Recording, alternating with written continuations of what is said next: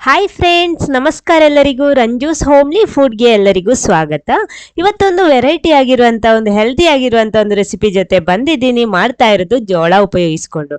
ಬನ್ನಿ ನೋಡೋಣ ಏನು ಹೇಗೆ ಮಾಡೋದು ಅಂತೆಲ್ಲ. ಆಮೇಲೆ ನೀವು ಫಸ್ಟ್ ಟೈಮ್ ಈ ಚಾನಲ್ ನೋಡ್ತಿದ್ರೆ ಈ ವಿಡಿಯೋದ ಕೆಳಗಡೆ ಕಾಣುವ ಸಬ್ಸ್ಕ್ರೈಬ್ ಬಟನ್ ಕ್ಲಿಕ್ ಮಾಡಿ ಚಾನಲ್ ಸಬ್ಸ್ಕ್ರೈಬ್ ಮಾಡಿ ಸಪೋರ್ಟ್ ಮಾಡಿ. ಅದರ ಪಕ್ಕದಲ್ಲೇ ಇರುವ ಬೆಲ್ ಐಕನ್ನು ಪ್ರೆಸ್ ಮಾಡಿ, ಅದರಲ್ಲಿ ಬರುವ ಆಲ್ ಆಪ್ಷನ್ಗೂ ಕ್ಲಿಕ್ ಮಾಡಿ. ಹಾಗಿದ್ರೆ ಮಾತ್ರ ನಾನು ಹಾಕುವ ಹೊಸ ಹೊಸ ವಿಡಿಯೋಸ್ಗಳ ನೋಟಿಫಿಕೇಶನ್ ಎಲ್ಲ ನಿಮಗೆ ಕೂಡಲೇ ಸಿಗುತ್ತೆ ನೋಡಿ. ಇದಕ್ಕೋಸ್ಕರ ನಾನಿಲ್ಲಿ 1 ಕಪ್ ಬೇಯಿಸಿದ ಸಿಹಿ ಜೋಳ ತಗೊಂಡಿದ್ದೀನಿ. 1 ಕಪ್ ತಗೊಂಡಿರೋದು, ಬೇಯಿಸಿಟ್ಟದ್ದು, ಹಸಿ ಅಲ್ಲ ನೋಡಿ. 1 ಕಪ್ ಮಿಕ್ಸಿ ಜಾರಿಗೆ ಹಾಕೊಂಡಿದ್ದೀನಿ. ಅದಕ್ಕೆ ನಾನಿಲ್ಲಿ 1/4 ಟೀ ಸ್ಪೂನ್ ನಷ್ಟು ಅರಶಿನ ಹುಡಿ ಕೂಡ ಹಾಕ್ತಾ ಇದ್ದೀನಿ. ಅದರ ಜೊತೆ ಅರ್ಧ ಟೀ ಸ್ಪೂನ್ ಮೆಣಸಿನ ಹುಡಿ, ಖಾರ ನೋಡ್ಕೊಂಡು ಅಡ್ಜಸ್ಟ್ ಮಾಡ್ಬೋದು ನಿಮಗೆ. ಆಮೇಲೆ 1/4 ಟೀ ಸ್ಪೂನ್ ನಷ್ಟು ಕೊತ್ತಂಬರಿ ಹುಡಿ ಕೂಡ ಹಾಕ್ತಾ ಇದ್ದೀನಿ ಇದಕ್ಕೆ. ಇನ್ನು ರುಬ್ಬೋದಿಕ್ಕೆ ನೀರೊಂದು 1/4 ಕಪ್ ನೀರು ಹಾಕ್ತಾ ಇದ್ದೀನಿ. ಇನ್ನು ಇದನ್ನ ರುಬ್ಬೇಕು, ನುಣ್ಣಗೆ ರುಬ್ಬೇಕು. ರುಬ್ಬಿ ತರ್ತೀನಿ ನೋಡಿ. ರುಬ್ಬಿ ತಂದಿದ್ದೀನಿ. ಇವಾಗ ಈ ರೀತಿ ಇದೆ. ಇದನ್ನೊಂದು ಮಿಕ್ಸಿಂಗ್ ಬೌಲಿಗೆ ಹಾಕ್ತಾ ಇದ್ದೀನಿ. ನುಣ್ಣಗೆ ರುಬ್ಬೇಕು, ಸ್ವಲ್ಪನೂ ತರಿ ಎಲ್ಲ ಇರಬಾರ್ದು. ಅದ ಕಾರಣ ನಾನು ಪುನಃ ಹೇಳ್ತಾ ಇರೋದು. ಪುನಃ ಇದಕ್ಕೆ ನಾನಿಲ್ಲಿ 3/4 ಕಪ್ ಅಕ್ಕಿ ಹುಡಿ ಹಾಕ್ತಾ ಇದ್ದೀನಿ. ಇದಕ್ಕೆ 3/4 ಕಪ್ ಅಕ್ಕಿ ಹುಡಿಗೆ ಅರ್ಧ ಕಪ್ ಕಡಲೆ ಹುಡಿ ಕೂಡ ಸೇರಿಸ್ತಾ ಇದ್ದೀನಿ. ಆಮೇಲೆ ರುಚಿಗೆ ತಕ್ಕಷ್ಟು ಉಪ್ಪು ಕೂಡ ಸೇರಿಸ್ಕೊಳ್ಳಿ ಇವಾಗ. ಆಮೇಲೆ ಅರ್ಧ ಟೀ ಸ್ಪೂನ್ ಜೀರಿಗೆ, ಅದೇ ರೀತಿ 1/4 ಟೀ ಸ್ಪೂನ್ ಅಷ್ಟು ಓಂ ಕಾಳು ಕೂಡ ಹಾಕ್ತಾ ಇದ್ದೀನಿ. ಇನ್ನು ಕಪ್ಪು ಎಳ್ಳು ಕೂಡ ಅರ್ಧ ಟೀ ಸ್ಪೂನ್ ಹಾಕ್ತೀನಿ. ಆಮೇಲೆ ಬೆಣ್ಣೆ 1 ಟೇಬಲ್ ಸ್ಪೂನ್ ನಷ್ಟು ಬೆಣ್ಣೆ ಕೂಡ ಸೇರಿಸ್ತಾ ಇದ್ದೀನಿ. ಇನ್ನು ಇದೆಲ್ಲ ಕೂಡ ಮಿಕ್ಸ್ ಮಾಡ್ಕೊಳ್ಳಿ. ನಾನಿಲ್ಲಿ ನೀರು ಸೇರಿಸ್ತಾ ಇಲ್ಲ, ಯಾಕಂದ್ರೆ ನಾವು ಪೇಸ್ಟ್ ಹಾಕೊಂಡಿದ್ದೀವಲ್ವ, ಜೋಳದ ಪೇಸ್ಟ್, ಅದರಲ್ಲೇ ನೀರಿನ ಅಂಶ ಇದೆ. ಒಂದು ವೇಳೆ ಜಾಸ್ತಿ ಬೇಕು ಅಂತ ಇದ್ರೆ ಮಾತ್ರ ಸೇರಿಸಿದ್ರೆ ಸಾಕು. ಇನ್ನು ಕೈಯಲ್ಲೇ ಮಿಕ್ಸ್ ಮಾಡೋಣ ನೋಡಿ. ಹಿಟ್ಟು ಇಲ್ಲಿ ರೆಡಿ ಆಗಿದೆ. ಈ ರೀತಿ ಇರಬೇಕು. ಇದನ್ನೊಂದು ಸೈಡಲ್ಲಿ ಇಟ್ಕೊಳ್ಳಿ. ಆಮೇಲೆ ನಮಗೆ ಬೇಕಾಗಿರೋದು ಚಕ್ಕುಲಿ ಮಣೆ ನೋಡಿ. ಅದಕ್ಕೆ ನಾನು ಈ ಅಚ್ಚು ತಗೊಂಡಿದ್ದೀನಿ, ಸ್ಟಾರ್ ಶೇಪಲ್ಲಿ ಇರುವಂತದ್ದು ನೋಡಿ.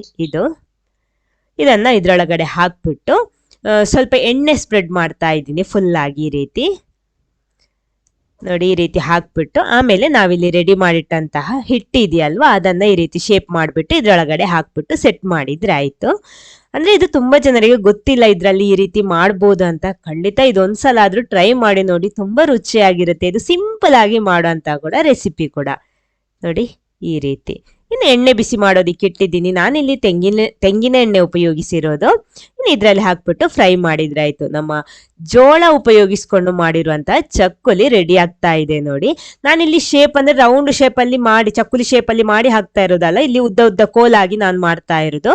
ಆದ ಕಾರಣ ಹೀಗೆ ಹಾಕ್ಬಿಟ್ಟು ಫ್ರೈ ಮಾಡಿದ್ರೆ ಆಯ್ತು. ಆಮೇಲೆ ಇದನ್ನ ತುಂಡು ಮಾಡಿದ್ರೆ ಸಾಕು ನೋಡಿ. 2 ಬದಿ ಕೂಡ ತಿರುಗಿಸಿ ಹಾಕ್ಬಿಟ್ಟು ಫ್ರೈ ಮಾಡ್ಕೊಳ್ಳಿ. ಮೀಡಿಯಂ ಫ್ಲೇಮಲ್ಲಿ ಇಟ್ಟು ಫ್ರೈ ಮಾಡ್ಕೊಳ್ಳಿ.